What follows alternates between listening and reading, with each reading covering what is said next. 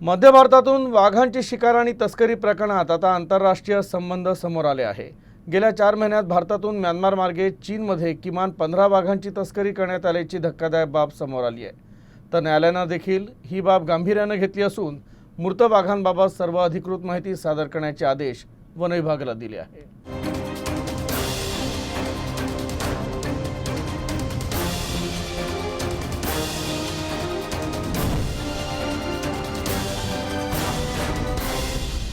कुख्यात शिकारी अजित राजगोंडला अटक केल्यानंतर वन विभागाने शिकारींच्या कनेक्शनची चौकशी करून या तस्करी रॅकेटचा पर्दाफाश केला आहे।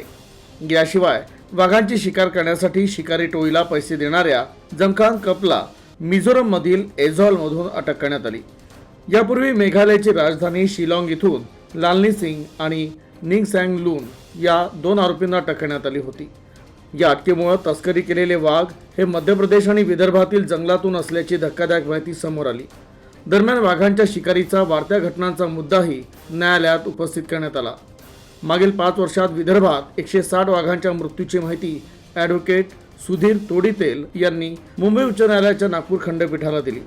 यावर न्यायालयानं महाराष्ट्र वन विभागाला वाघांच्या मृत्यूशी संबंधित सर्व माहिती 3 आठवड्यांच्या आत देण्याचे आदेश दिले आहेत। या प्रकरणात केंद्रीय वन विभाग, CBI, NTCA आणि WCCB यांनाही प्रतिवादी करण्यात आला आहे।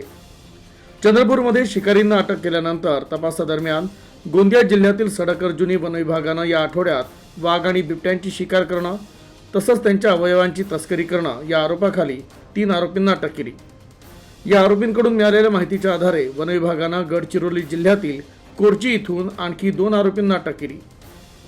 त्यांच्याकडून देखील बिबट्याची कातडी जप्त करण्यात आली। वाघांची शिकार आणि तस्करीचा तपास जसजसा पुढे सरकत आहे तसतसे नवीन आरोपी आणि नवनवीन खुलासे होत आहे। पण एक गोष्ट निश्चित की शिकारी आणि तस्कर यांच्यातील संबंध खूप घनिष्ठ आहे। स्थानिक वन विभागालाही याची माहिती नाही याचं आश्चर्य व्यक्त केले जात आहे।